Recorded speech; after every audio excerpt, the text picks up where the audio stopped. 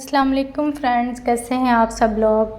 Friends, आज मैं आपके साथ बहुत ही आसान तरीके से आलू वाले चावल बनाना सिखाऊंगी। बहुत ही आसान और मज़े की रेसिपी है, बच्चों के लिए बहुत ही ज़बरदस्त रेसिपी है।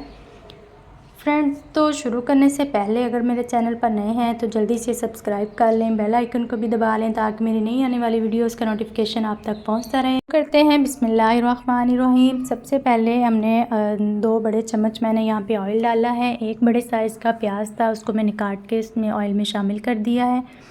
जैसे ही प्याज का कलर थोड़ा सा चेंज हो जाएगा तो हम इसमें बाकी जो है इंग्रेडिएंट्स वो डाल देंगे। तकरीबन 2 से 3 मिनट तक प्याज को हम फ्राई करेंगे। हमने यहाँ पे प्याज का कलर जो है वो ज़्यादा ब्राउन नहीं करना, क्योंकि हमें वाइट चावल बनाने हैं। तो अब इसमें मैंने लहसुन, अदरक और सब्ज़ मिर्चों का पेस्ट जो है 1 टेबलस्पून डाल दिया है। 2 मैंने सब्ज़ मिर्चें डाली थी। अब इसमें 1 टमाटर मैंने काट के बड़े स्लाइसिस में डाल दिया है। इन सारी मसालों को हमने तक ज़्यादा नहीं भूनना, सिर्फ 3 से 4 मिनट तक हम इनको फ्राई करेंगे, क्योंकि हमें बहुत ज़्यादा कलर नहीं चाहिए। 1 टेबलस्पून इसमें मैंने सोया सॉस और 1 टेबलस्पून इसमें मैंने सिरका शामिल कर दिया है। साथ साथ हम प्याज को ब्राउन करते जाएंगे और साथ साथ बाकी चीज़ें जो है इसमें फ्राई होती जाएंगी। हमने प्याज को अलग से ब्राउन ज़्यादा नहीं करना। तो अब मैंने यहाँ पे शामिल किए 1/2 टेबलस्पून रेड मिर्च, 1 टेबलस्पून इसमें मैंने नमक शामिल किया है।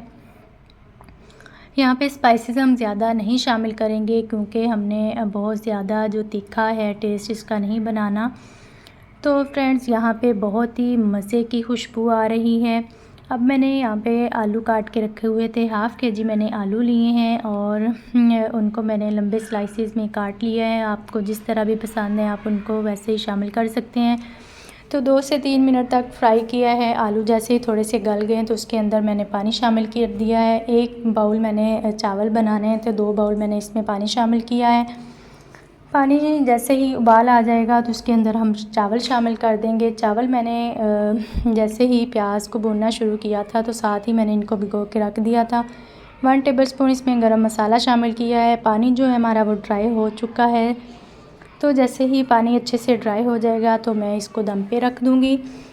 तो दम पे रखने के लिए पानी जो है वो मैंने अच्छे से ड्राई कर लिया है। अब मैं इसके ऊपर जो है वो कोई भी आप कपड़ा ले सकते हैं या पोना आप गीला करके, उससे बड़ा अच्छा दम आता है। चावल बिल्कुल भी कच्चे नहीं रहते। तो तकरीबन 5 मिनट मैंने इसको दम पे रखा है, तो हमारे चावल जो हैं वो तैयार हो चुके हैं। फ्रेंड्स, आप लोग भी इसको ज़रूर ट्राई करना और मुझे बताना आज की रेसिपी आपको कैसी लगी। बहुत ही आसान रेसिपी है। तो नई नई रेसिपीज़ देखने के लिए जल्दी से मेरा चैनल सब्सक्राइब कर लें।